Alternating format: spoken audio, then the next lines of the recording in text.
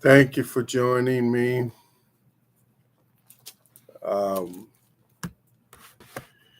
we've been speaking about the love of God, the love of God that surpasseth understanding.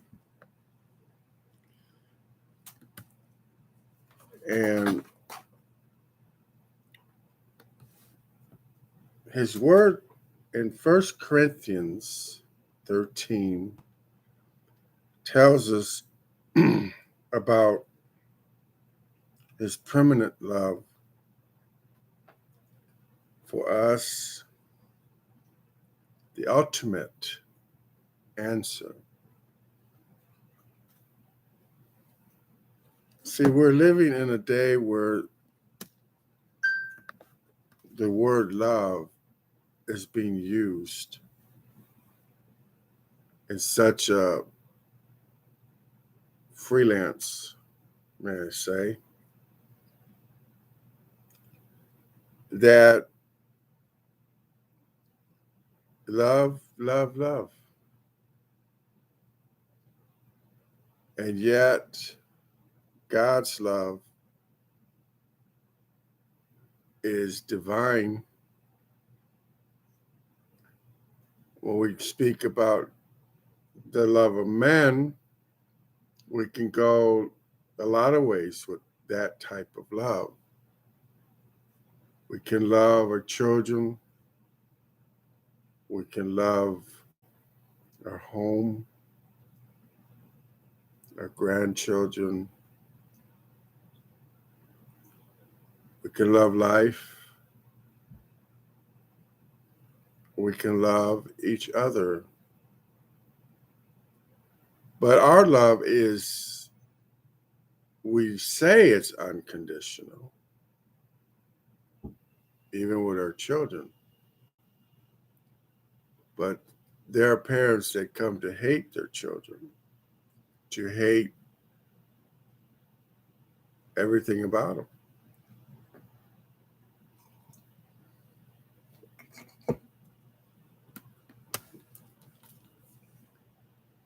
Maybe they turned out a way that was evil and wicked.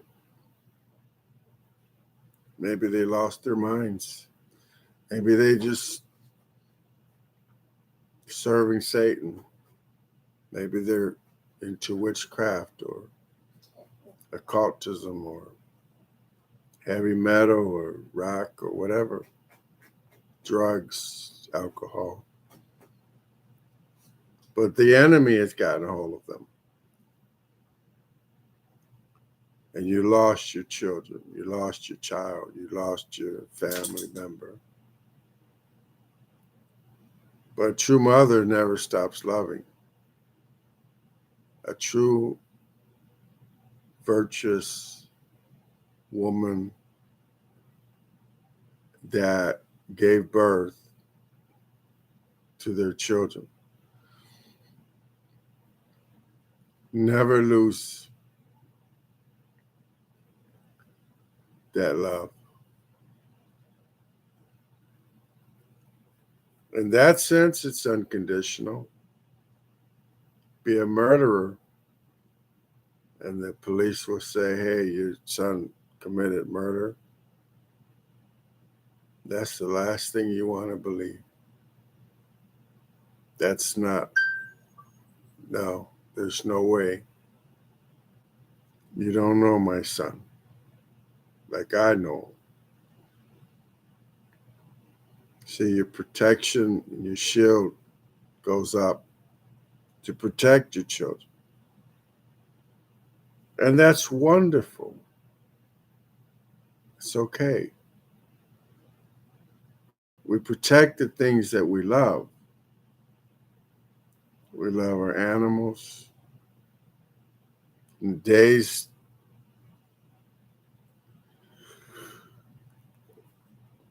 and I'm guilty because I have an animal, charger. name him Charger because of his characteristic. I've always named animals that I have had growing up when they're little. I wait to see their characteristics. And the one I had before this one, I had to wait to name him and end up naming him. Excuse me, Shark. And I differ with family members because they said, "Well, you can't name a dog Shark. That's not a that's not an animal's name. A dog's name, especially a dog, you can't name."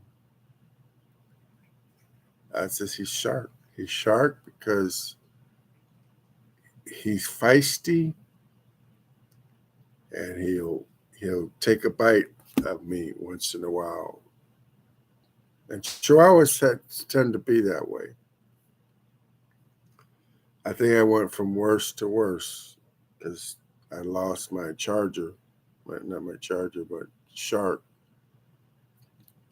And I love the dog. And in a sense, I could say unconditionally because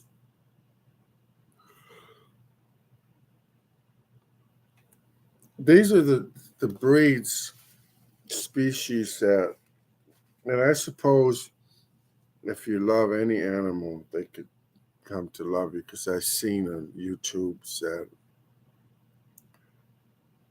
whether it's a monkey or a gorilla or a lion or a tiger or leopard or even ducks and quacks and pigs and horses. I mean, you go on, the love that the person has showed the animal has returned their love to them. I seen just a few days ago an animal laying on his master's grave, just weeping and wailing. It just was phenomenal to see something like that. Their feelings. But an animal will love you unconditionally. You can whip them, you can beat them, you can hurt them, and not minutes later they're wagging their tails to be with you. They don't hold that against you. But I'm speaking about love because we love many things. People even have made their animals as their they call them their children or their babies. I call them babies once in a while. Hey, baby, come here. Because there's a bond there. In order for us to understand God's love, we have to build a bond. There's no question that God loved us while we were yet sinners. Christ died for us. While we were yet sinners, Christ died. According to Bible.com, Romans chapter 5 verses 8 to 10 I looked that one up. But God demonstrates his own love for us in this: while we were still sinners, Christ died for us. Since we have now been justified by his blood, how much more shall we be saved from God's wrath through him? While we were yet still sinners, Christ died for us.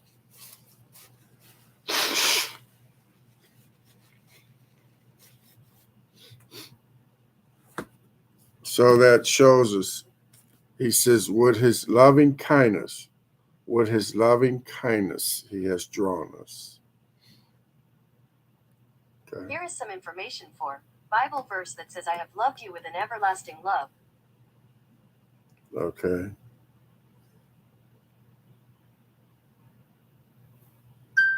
with his loving kindness has he drawn us. That's King James. Here is some information for Bible verse that says, I have loved you with an everlasting love. According to Bible.com, Jeremiah chapter 31, verse 3, Amplified Bible.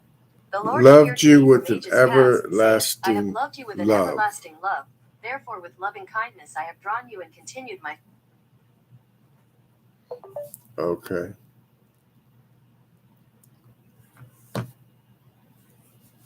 And so I'm going to read a little bit here in 1 Corinthians concerning God's love. In the first verse, he says, though I speak with the tongues of men and of angels, and have not charity, I become a sounding brass or a tinkling cymbal. 1 Corinthians 13, first verse.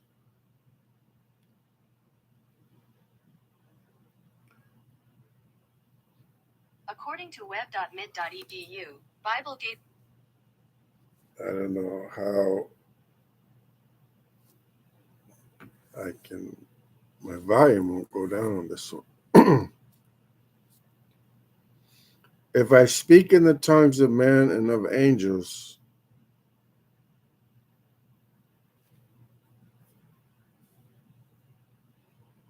but have not charity, we know that charity is love.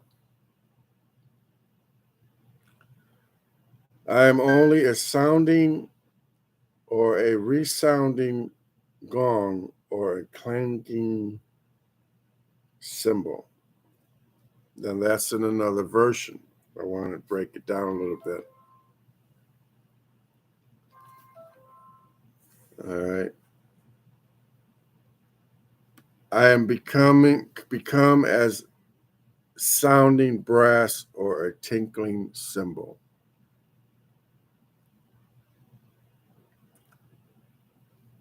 You can speak, in other words, with these tongues of sounding angels.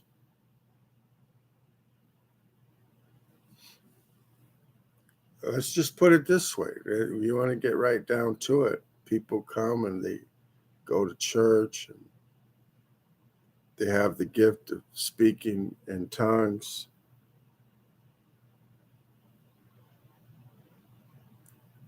And then they go and they speak in tongues and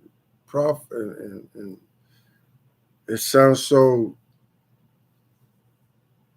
angelic.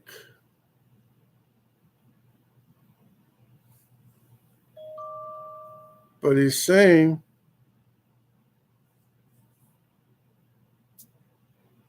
without love,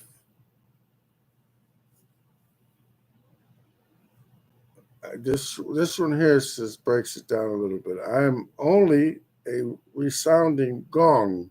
You know what a gong. There used to be a gong show so many years ago. I am only a resounding gong or a clangling cymbal. Sounding brass, tinkling cymbal. Without love, you could speak these angelic tongues and yet means nothing in the sight of God. It sounds that way.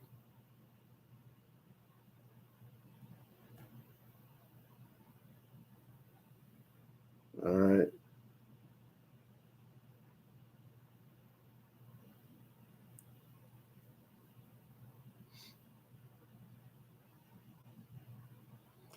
Okay.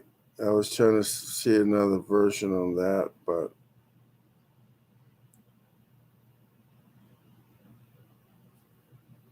And though I have the gift, this is second verse, of prophecy, and some do. I believe God has blessed me with prophetic words in my life, my time past, and even now. There's things that sometimes in my own family, I'm afraid to say what the Lord has told me because I give you an example. When the Lord told me about my sister's death, before she passed away, He let me see that He was going to take her.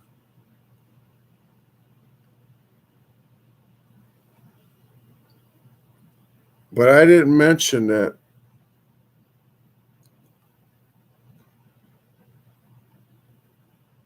But then, I asked God, why?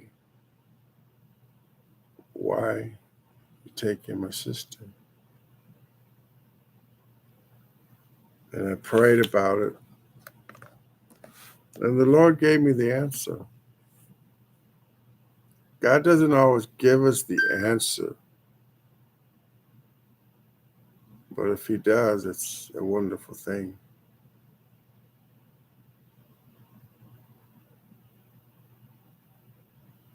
My mother passed last year, and the Lord spoke to my heart about it. You don't want to believe these things. But I knew in my heart what the Lord has placed there that this year.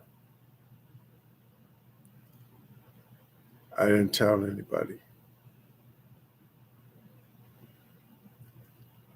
I myself didn't want to believe it. But the Lord spoke to my heart and said, this year. I kind of wished I would have acted upon it because I probably would have try to do more, try to call more, we always go through that phase of we should have, we could have, we would have, why didn't we?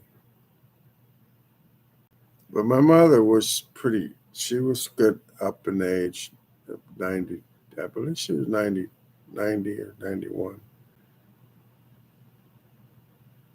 And she could hear real good, but she would definitely try the best to hear, even if you had to repeat yourself a few times. I enjoyed her. I enjoyed her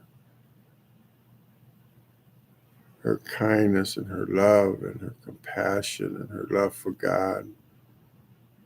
She was a woman of God. She was a prophetess. She was God's vessel. And she bore 6 boys and 6 girls.